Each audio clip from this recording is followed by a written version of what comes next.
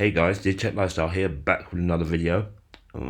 This one's kind of like, I don't know, conspiracy theory time. Now, this tweet here by Finance a Lot. He says phase 1 Russia, then phase 2 Middle East, and then phase 3 China. So let me explain. Tie up Russia in the north so they are unable to support their allies in the Middle East. Then 2, pivot away from Russia, leaving Europe to hold the bag. And I think we are, because I've just heard news that our government is supporting, sending more money, and I also understand Germany is sending money as well. Provide strategic air support for Israelis' invasion. Claim you can't commit ground troops because they've drained the strategic petroleum reserve, and all ammo supplies have gone to Ukraine, which is true because they have sent an awful lot over there. Iran retaliates against the US by cyber attacking critical infrastructure. Galvanizing the public in retaliation against Iran, blame them for causing the stock market crash and banking system collapse. In comes the CBDCs. Phase 3, pivot to China, providing naval support for all allies in the region, boxing them in, and after having destroyed their Belt and Road initiative through the Middle East. The entire world is at war, and you've rebuilt your manufacturing base by selling all the weapons. This is exactly what the US did in 1939 and 1944. This also saves the US from worst effects of the depression unleashed on the rest of the world, ensuring they recover first. I'm going to play you a little video from the past. It's 2 minutes long, so let's get it going. Within 3 or 4 years, Russian mobilization would be just as quick as the Austrians, maybe even not quite as the Germans. So you can no longer have the Schlieffen Plan after 1917. You can still fight the war on two fronts now. In a few years' time, you'll no longer be able to do that. And that is really the basic argument for a preventive war. So in global terms, World War I is a sort of preventive war against the Russian railway building program. It's obvious that if you are the chief of the German General Staff, you're not going to wait until your enemies are ready. It's quite natural that you plan to do the attacking yourself, to surprise the others. The trouble with that is that it looks like a war of aggression, which indeed it would have been, which your own people would not support. Your allies would not even support it. It looks like you are taking the initiative in starting this war. So the whole war had to be disguised. It was crucial for Berlin to appear to be attacked. There was a lot of talk about we need to appear to be attacked so that all the population will be behind us and that perhaps Britain will stay out of the war. I prepare the German mind for this by newspaper articles written by the General Staff to represent Russia as barbaric, killing its own people, shooting its own people in Petrograd, and so on. But secondly, the best way is to push Austria in the Balkans into a war against Serbia. Perhaps I don't have to push because they want to do it anyway, but we will be very supportive. If then, which I thought was very likely, 90% likely, Russia supports Serbia and declares war on Austria, then we will look as if we're only coming to the aid of our ally. We will not seem like the aggressors, even though our attack is actually against France before we can sweep our army against Russia. These things have happened in history before. This is nothing new. I'm not surprised one little piece, actually. And I think we're seeing the same thing again with regards to the new financial system where BRICS is concerned. That effort, I think they don't like it. They don't like the Belt and Road initiative. So they're going to try and go after China. Whether this works or not, I do not know. And let me play you another one by Finance a Lot. And you have to ask the question, was all of this planned? Aren't going to be released for nothing in exchange. Didn't they also get 5 Iranians?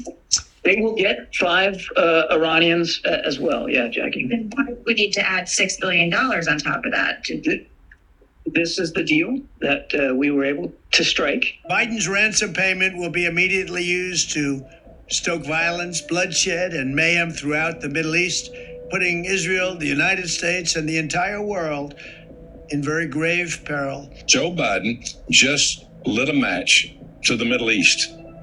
Israel has got to be on alert. The news that the deal is moving forward is drawing criticism from both sides of the aisle on Capitol Hill. The way to avoid having hostages taken by Iran is to be strong, firm, and resolute, and to not use carrots in the form of $6 billion, but to use sticks in the form of threats to things that Iran holds dear. $6 billion they want released, and they're going to shore, so they're going to use it for humanitarian aid. There's no guarantees of that. So I'm very much concerned about this. So we're looking into it much deeper, but I'm very concerned. Do you have concern that money is fungible? There is obviously money is fungible. The administration says this is limited to humanitarian aid, but they also acknowledge that funds are fungible, which means they can move them around and will aid them in being able to do other things. So people are very concerned. It seems, very clear to the critics on both sides on the Hill that money is fungible. That's the criticism. Right. And now President Raisi has added fuel to the fire that already existed of criticism by saying we're going to do anything we want with it. But isn't it true that this frees Tehran up to spend more on other nefarious goals like supporting terrorism and boosting its nuclear program? And I can't predict what they'll do going forward here. As Nancy explained to you, money's fungible. Right. And so any financial relief can be used by the regime in another way. And that's why there is real controversy to this. It's fungible. You couple that with the president of Iran saying, I'm going to use the money however I want to. Where's that going to go? It's going to go into terror proxies. This will go into more terror operations where they try to kill Americans. They kill, Israelis. Money's fungible. This money is going to the Iran regime. It's a terrorist regime. It's the largest state sponsor of terrorism, and it's going to kill a lot of people, unfortunately. Money is fungible, right? And so the Iranians will be able to use other funds for their illicit activities. We know they support terrorist groups like Hezbollah and Hamas. Didn't we just have them say that there's no evidence of Iran involvement? But if you listen to every single one of them, money's fungible, and they keep on saying Iran's a terrorist. Didn't they do the same thing to Russia? Didn't they do the same thing to Saddam Hussein? Didn't they do the same thing to many other leaders across the world where they wanted to have dominance and call them out and say that they're terrorists, etc., and they finance terrorism, and we must go in and get them, all because they are a hegemonic nation. Well, the government's hegemonic. Money is absolutely fungible. So just because they can't use those exact dollars for the purpose they've laid out doesn't mean that they can't change their budgets on other parts of their humanitarian aid so that they're able to redirect that to areas where they can't use that money. The same thing happens in all governments. Doesn't the US redirect its funding to other areas like war, like Lockheed Martin, etc., etc.? Didn't we see that with Ukraine? Come on now. Money is by definition fungible. And the other thing is this is absolutely a ransom payment. Exiled son of Iran's last Shah calling history the best guide. We saw what happened to the money that was released to the Iranian regime under the Obama administration. It went to further finance the regime's proxies in Syria and Lebanon. Even though the administration claims these funds are limited to humanitarian transactions, we all know that transactions are difficult to monitor. Iran's president, on the other hand, understands that money is fungible.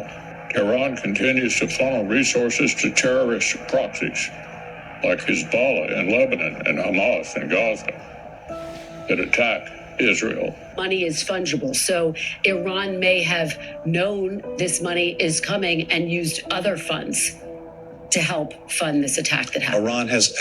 Iran has unfortunately always used and focused its funds on supporting terrorism, on supporting...